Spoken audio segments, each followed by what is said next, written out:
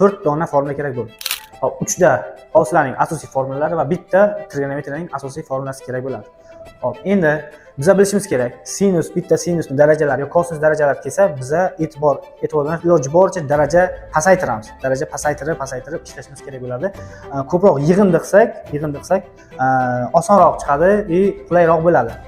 Endi bizda talab qiladigan narsa iloji boricha sinus bilan kosinusni ko'paytma holatda, ya'ni ko'paytma qilib yig'indi olsak bo'ladi. Endi boshlaymiz. Sinus 5-daraja x degani bu sinus x ko'paytirilgan sinus 4-daraja x degani. Xo'p, ana endi sinus 4-daraja x ni 2 bo'lakka ajratamiz. Sinus x ko'paytirilgan sinus kvadrat x ning kvadrati. Xo'p, ana endi sinus kvadrat x ni trigonometriyaning asosiy formulasi bo'lmish sinus kvadrat x plus kosinus kvadrat x ni teng 1 dan foydalanib kosinusga aylantirib olamiz. Sinus x ko'paytirilgan 1 minus kosinus kvadrat x ning kvadrati. Ana endi bu darajani, ya'ni puli kvadratni ochib chiqamiz. Sinus x ko'paytirilgan 1 minus 2 kosinus kvadrat x plus kosinus x bo'ladi. Xo'p, endi ochib chiqamiz. Sinus x minus 2 ta sinus x kosinus kvadrat x plus sinus x kosinus 4-daraja x. Xo'p, maqsadga erishdik.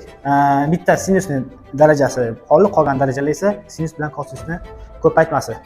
Xo'p, ana endi integralning xossalariga ko'ra alohida yig'indidan integral olsak bo'ladi. Integral sinus x minus 2 integral sinus x kosinus kvadrat x plus integral sinus x kosinus 4-daraja x. Xo'p, ana endi biza integrallarni bitta ochib chiqamiz.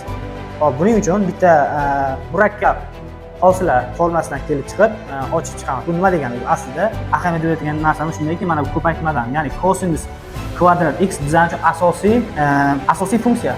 Buni yordamchisi sinus x, ya'ni kosinus x ni boshlang'ichi sinus x bo'lgani uchun bizga kosinus x ni boshlang'ichi berib turibdi. Ya'ni keyin buni bilamiz.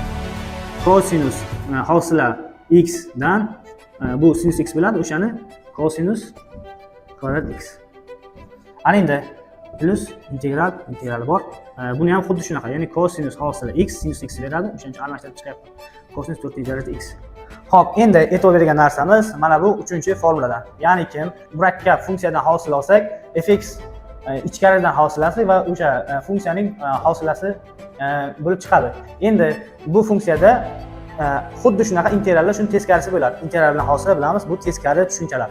Xo'p, endi fx ya'ni ichkarining hosilasi mana tashqarida bor, ichkarining hosilasi tashqarida bor. Xuddiki kosinus kvadrat x kvadrat qanaqa integrallar chiqadi, xuddi shunaqa darajada ochib chiqamiz. Xo'p, endi hisoblaydigan bo'lsak, kosinus kub x taqsim 3. Bu esa kosinus 5x taqsim 5 bo'lib chiqadi. Xo'p, ana endi bizada tayyorgina ochib chiqishni buni esdan chiqmaylik. Bu sinus x nimadan? Integraldan minus kosinus x chiqadi. Minus kosinus x. Hop, buni ikkisi bor albatta, minus 2 ko'paytirilgan. Bu esa shunchaki x. Mana tayyor qilib ochib chiqdik. Javob shu holatda bo'ladi.